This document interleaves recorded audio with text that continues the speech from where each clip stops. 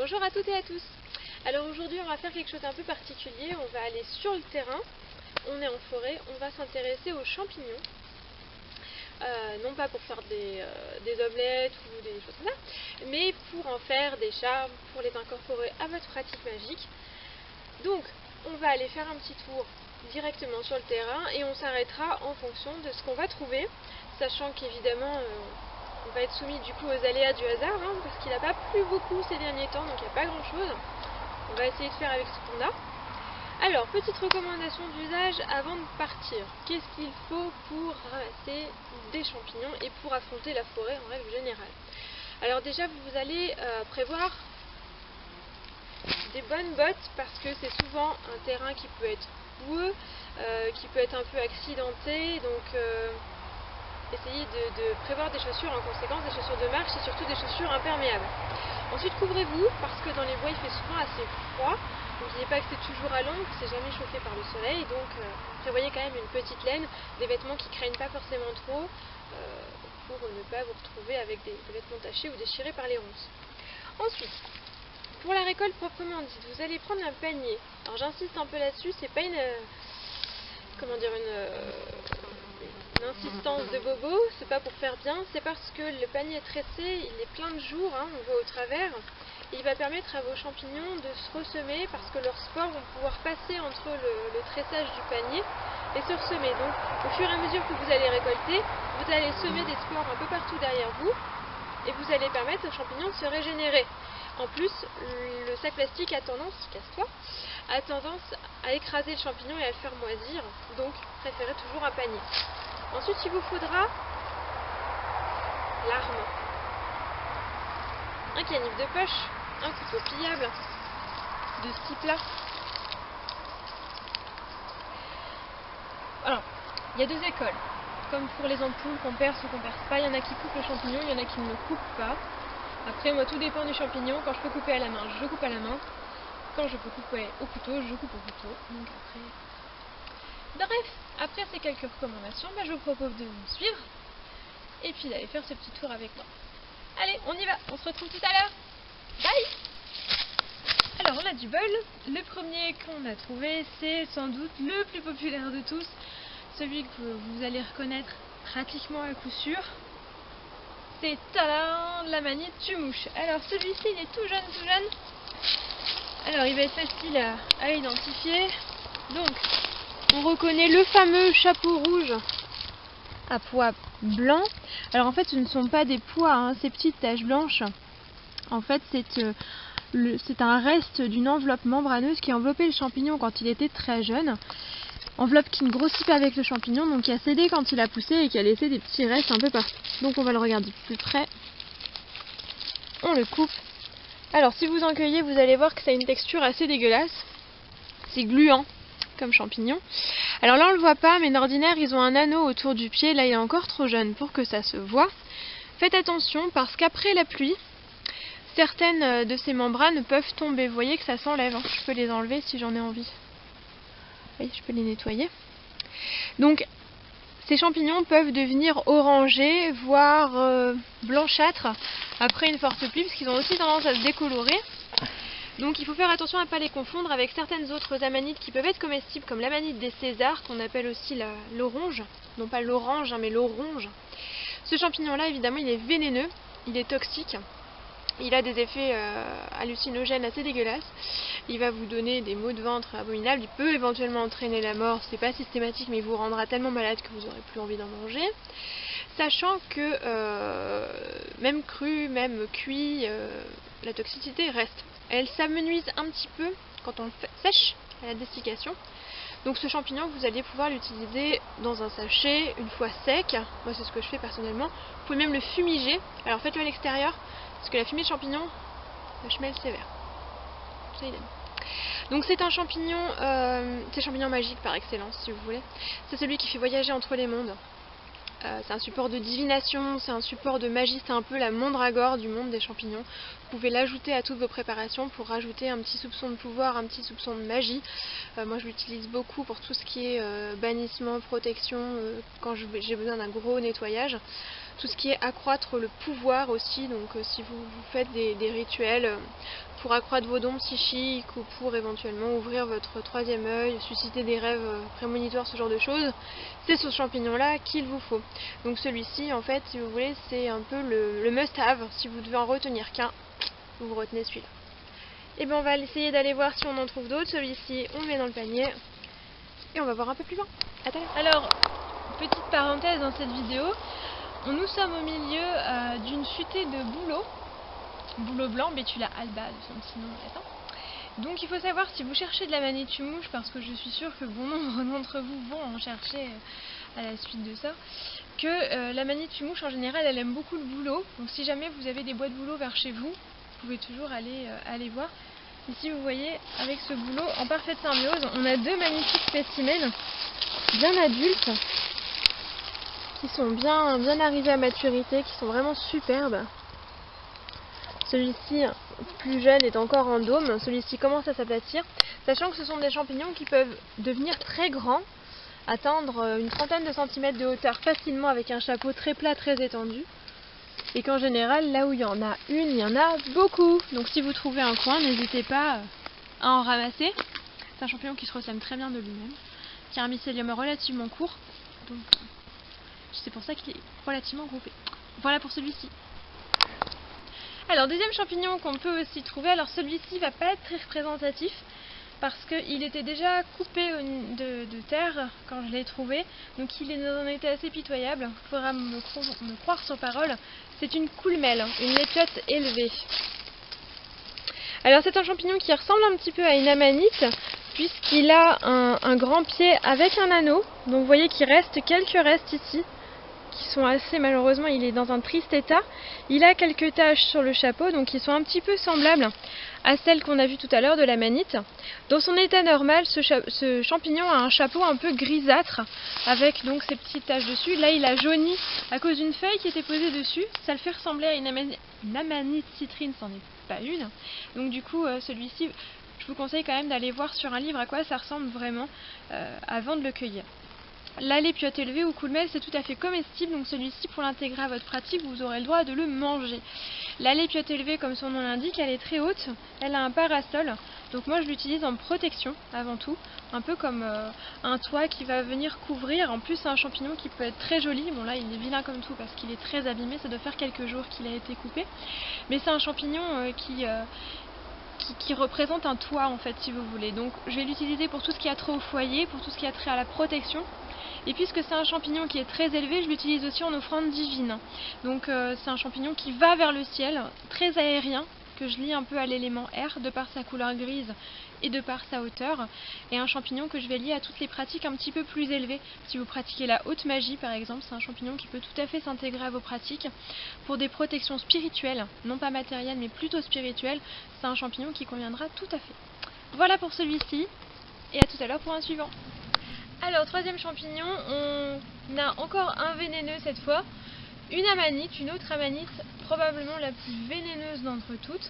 On a du bol, elle est assez rare, celle-ci, c'est l'amanite phalloïde. Alors celle-ci est encore très jeune, mais on la reconnaît par la couleur un peu blanc, verdâtre, un peu vireux de son chapeau. On voit tout de suite à la couleur que c'est pas un champignon qu'on va manger, hein. C'est clair et net. Alors, celle-ci, donc, elle doit avoir quelques jours. Donc, vous voyez qu'elle est relativement jeune. On retrouve le centre du chapeau qui est un peu jaune-brun, un tour blanchâtre et enfin le bord qui est verdâtre, donc qui est typique à la phalloïde. Donc, on va la couper pour que vous voyez un petit peu le pied. Alors, on y va avec précaution. C'est comme la conite. Elle a une toxicité qui passe la barrière cutanée, donc qui peut éventuellement passer la barrière de la peau. Alors, comme la plupart des amanites, elle a toujours son petit anneau. Alors celle-ci, elle est très délicate, elle est très belle, hein, vous voyez. Elle a une chair très blanche, très pure. Elle, c'est un petit peu, si on veut comparer comme on a fait donc avec la manite tumouche tout à l'heure, c'est un petit peu l'aconite du monde des champignons, dans le sens où celle-ci, par sa qualité de champignon mortel, parce que celle-ci est réellement mortelle, par contre cette fois là c'est pas un champignon qui va vous foutre une diarrhée, c'est plutôt là 6 pieds sous terre. Ce champignon là, il est connecté au monde des morts il est connecté à l'au-delà, il est connecté avec les inframondes, avec tout ce qui est souterrain. C'est un champignon très chthonien. Il est connecté à des divinités telles que Hécate par exemple, ou Hadès, ou des divinités comme ça qui sont un petit peu souterraines, on va dire, et mortelles. Donc celui-ci, il est à manipuler avec une très grande prudence, en particulier dans les travaux de nécromancie, de spiritisme. C'est un champignon qui peut être très efficace, mais tout comme l'aconite, à prendre quand même avec des pincettes. Et lavez-vous bien les mains après, nettoyez vos couteaux parce que c'est un poison extrêmement virulent.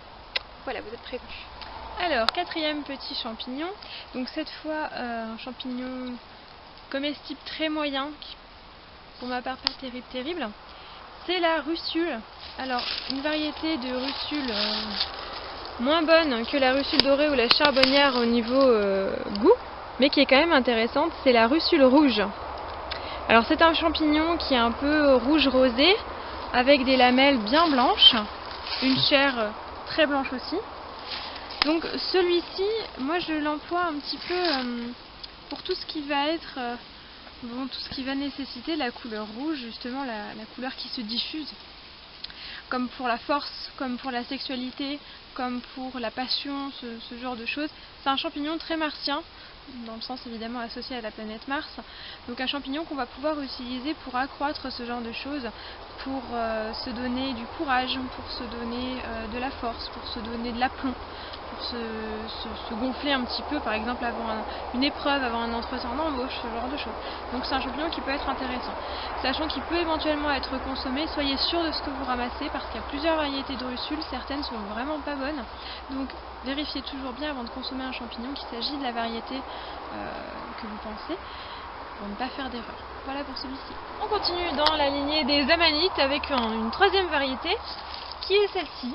L'amanite panthère. Alors elle est très semblable à l'amanite tumouche parce qu'elle aussi elle a des petits points blancs sur un fond de couleur. Là en l'occurrence le fond est brun comme une panthère justement, brun marron. Alors elle est très proche au niveau pouvoir de l'amanite tumouche. Cela dit, celle-ci je l'utilise plus comme son nom l'indique pour le travail avec les esprits animaux en fait. C'est un champignon, une variété que j'utilise en chamanisme. Alors, je déteste le terme chamanisme, mais bon, dans tous les travaux qui ressemblent à des travaux de chamanisme, même si je ne suis loin d'être une chamane. Mais voilà, c'est un champignon qui est très bien pour travailler sur les totems, sur les guides, sur les esprits animaux, et tout ce qui est sauvage en fait, tout ce qui est dans le monde naturel et sauvage. Donc c'est un champignon qui peut être intéressant sur ce point-là. Voilà pour celui-ci. On y est, on a enfin le roi de la forêt, tadam, le cèpe. Alors en l'occurrence celui-ci c'est un bolet. Alors il y a énormément de variétés de cèpes, la plupart sont très bonnes à manger. Alors c'est facile à reconnaître, outre le fait qu'ils peuvent être très gros à l'âge adulte. Le plus sûr pour les reconnaître c'est de regarder le dessous. Alors celui-là il est vraiment vieux. Donc vous voyez que le dessous c'est pas des lamelles, c'est une espèce de mousse. Il y a des restes de limaces dont on va se débarrasser. Ça va vous donner un aperçu de cette fameuse mousse. Voilà, je vais couper le bout. Casse-toi. Dégage limace. Donc vous voyez ce sont des petits tubes qui forment une mousse un peu qui fait un peu dégueulasse au premier abord. Le bolet, donc le cèpe. Disons que si on veut continuer à faire nos métaphores, nos comparaisons plutôt entre les plantes et les champignons, c'est un peu le chêne ou le gui du monde végétal. Donc lui, il va vous donner abondance, il va vous donner force, il va vous donner prospérité. C'est vraiment un champignon qui va vous... tu vas me lâcher, oui. Qui va vous donner pas mal de choses. C'est un champignon de force et en plus, étant donné qu'il est comestible, vous allez pouvoir absorber ce pouvoir directement. Moi je sais que le cèpe, je ne l'emploie que consommé. Je ne l'emploie pas dans un sachet, je ne l'emploie pas déjà parce que c'est un champignon qui se dessicque assez mal. Donc je sais que quand j'ai besoin du pouvoir du cèpe, je le mange tout simplement. Donc celui-ci c'est le roi de la forêt. Si vous le trouvez, en magie il marche très bien, en cuisine aussi, parce que c'est très savoureux comme champignon quand il est bien préparé. Celui-ci est un petit peu vieux pour être consommé malheureusement quand les bords commencent à rebiquer. Il va être un petit peu caoutchouteux, alors bon, ça se mange quand même. C'est un excellent comestible. Donc si vous trouvez de celui-ci, ruez-vous dessus sans faire de quartier. Voilà pour celui-là. Alors on change de forêt, cette fois-ci on est tombé sur un petit champignon assez intéressant que je vais vous montrer dès maintenant, donc j'attrape mon couteau. Alors c'est un coprin-pie, donc il est juste ici, comme vous pouvez le constater. Alors on l'appelle pie parce qu'évidemment il est bicolore. Quand il est adulte, attention, on peut le confondre un petit peu avec l'amanite panthère. Alors pour la consommation c'est pas très grave parce que les deux sont toxiques, mais lui n'a pas d'anneau. Alors c'est un petit champignon pareil qui va naître de manière ovoïde et qui va donc s'étirer. Vous voyez que la membrane a déjà commencé à se déchirer, cette membrane brune, pour laisser voir en dessous la chair du champignon. Donc comme tous les coprins, il va grandir, il va devenir déliquescent. Alors ce coprin là, comme tous les autres, va être utilisé pour tout ce qui est bannissement, tout ce qui est destruction, puisque c'est un champignon qui se réduit en encre, donc qui tombe qui se décompose de manière assez violente, on va dire. Alors le coprin-pie, lui, est un peu plus soft que les autres comparses coprins, dans le sens où il va se déliquescer de manière assez fluide, moins violente que le noir d'encre ou que le chevelu par exemple. Donc on va l'utiliser pour des bannissements assez légers. Disons que c'est l'équivalent de la bougie marron si vous voulez, hein, un bannissement assez soft, mais un bannissement tout de même. Voilà pour celui-là. Alors donc pour conclure notre balade en forêt, on retourne à la maison. Je vais quand même vous parler rapidement de quelques espèces que je n'ai pas trouvées au cours de mes petites recherches donc pour faire cette vidéo. Parce que ce sont des espèces que j'utilise beaucoup dans ma pratique et que donc, je pensais trouver avec confiance et en fait pas du tout. Donc pour vous donner quelques exemples, je vais m'appuyer sur les deux livres donc, que je possède sur le sujet, que je ne vous recommande pas. Donc c'est pour ça que je ne vous les montre pas en détail, parce qu'ils sont très anciens, très anciens, ils datent de 92-93, et qu'entre-temps, quelques espèces ont été reclassées, notamment le tricolome équestre, qui dans ces livres-là est classé comme un excellent comestible, qui est aujourd'hui considéré comme suspect, voire toxique. Donc pour reconnaître les champignons, je vous renvoie donc à des livres que vous allez pouvoir trouver qui sont récents, et surtout, si vous avez l'opportunité de le faire, d'aller sur le terrain avec des gens qui s'y connaissent. S'il y a une forêt pas loin de chez vous, il y a forcément un club de mycologie dans le coin aussi, qui seront absolument ravis de vous accueillir, parce que ce sont des gens qui aiment beaucoup voir des jeunes débarquer. Évidemment, ne leur dites pas que c'est pour faire de la sorcellerie, on est d'accord. Mais qui pourront vous donner des indices et surtout reconnaître le champignon dans son milieu naturel, c'est absolument essentiel. Donc, premier de ces champignons hors terrain, donc c'est celui-ci. Je vais essayer de vous donner un angle pas trop dégueulasse, avec une lumière pas trop horrible, ce qui est compliqué. Donc c'est l'amanite des Césars, donc celle qui quelquefois peut être confondue avec l'amanite d'une mouche. Alors celle-ci, l'amanite des Césars, déjà c'est un très très bon comestible. Si vous en trouvez, vous pourrez le manger en toute confiance. Donc c'est un champignon que moi j'utilise dans tout ce qui est pouvoir, pour ce qui est prise de connaissance, prise de pouvoir, absorption d'énergie, pour l'ancrage aussi. C'est un très bon champignon pour revenir à la vie normale quand vous avez une pratique magique assez intense et intensive. C'est un champignon que vous pouvez partager au sein d'un coven aussi, pour un repas que vous allez faire en commun. Bref, c'est un excellent champignon que vous pourrez absorber pour en absorber toutes les qualités gustatives et énergétiques. Ensuite, juste rapidement, je vous montre donc une image un peu plus correcte du champignon dont je vous parlais tout à l'heure, qui est la lépiote élevée, donc celui qui était très abîmé, comme ça vous avez un meilleur aperçu de ce à quoi il peut ressembler. Ensuite, on a l'inévitable, et ça pareil, si vous la trouvez, mangez-la, la girole. La girole, donc, elle est alliée à tout ce qui est la couleur jaune. Alors, vous en avez deux sortes de girole. Vous avez celle-ci qui est la meilleure de toutes, et vous avez aussi la chanterelle, donc qui est fausse girole, ce qu'on appelle la chanterelle en tube, qui est un peu plus grisâtre, qui est un peu plus commune, qui est délicieuse aussi, même si elle est un peu moins recherchée. Alors avec ces champignons là, donc celui-ci et celui-là, donc moi j'associe la couleur jaune, donc je l'utilise pour tout ce qui est travail sur la confiance en soi, l'amitié, toutes ces choses que vous allez, ce sont des champignons qui sont très solaires, qui sont réconfortants. Donc quand vous voulez récupérer après une épreuve, quand vous voulez attirer à vous des énergies consolatrices, réconfortantes, réchauffantes comme le soleil, sont des champignons que vous pouvez consommer dans le cadre de vos pratiques et qui vont pouvoir les appuyer et vous permettre de faire rentrer un peu de bonheur en vous. C'est des champignons qui chantent. Vous allez l'entendre dans la poêle si vous les faites revenir en fricassé. Vous allez voir que ce sont des champignons qui ont un son particulier, un son un peu aigu, un peu sifflant. Et c'est des champignons qui mettent du baume au cœur. C'est des doudous, ceux-là. Donc pour tout ce qui est magie solaire, vous pouvez aussi en préparer des plats chargés que vous allez donner à vos amis, à vos enfants, à des gens dans le besoin pour les réconforter justement dans des périodes un petit peu compliquées. Autre champignon que j'aime beaucoup, c'est celui-là, c'est la trompette de la mort. Alors, contrairement à ce que son nom pourrait indiquer, c'est un excellent comestible qui a une forme assez particulière de trompette, qui est noire ou grise ou brun foncé, très difficile à voir, qui pousse souvent en grande famille, on va dire. Quand vous en trouvez une, en général, vous en trouvez plein tout autour. Alors ce champignon-là, je l'utilise pour communiquer avec les morts, mais dans un aspect beaucoup plus soft qu'avec les amanites. C'est-à-dire que je l'utilise pour le culte aux ancêtres, je l'utilise pour communiquer avec les esprits, sachant que c'est un champignon qui peut se manger cru directement sur le terrain pour se connecter aux esprits du lieu. C'est pas terrible au niveau gustatif, mais c'est possible. C'est un excellent comestible, donc vous pouvez y aller les yeux fermés. Celui-là, vous pouvez pas le confondre avec un autre, donc franchement, allez-y, la trompette, c'est top.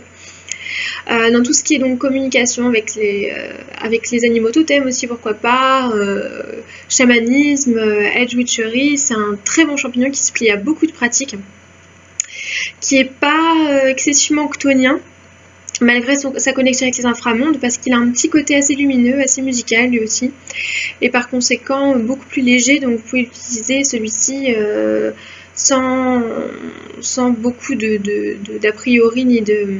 Pas d'a priori que je cherche, mais sans beaucoup de préparation, de précaution, ce genre de choses-là. Donc celui-là, vous pouvez y aller en toute confiance. C'est un champignon que j'utilise énormément dans ma pratique personnelle. Enfin, donc la veste de loup. Alors la veste de loup, c'est un champignon très spécial. Celle-ci, donc c'est une veste de loup perlée.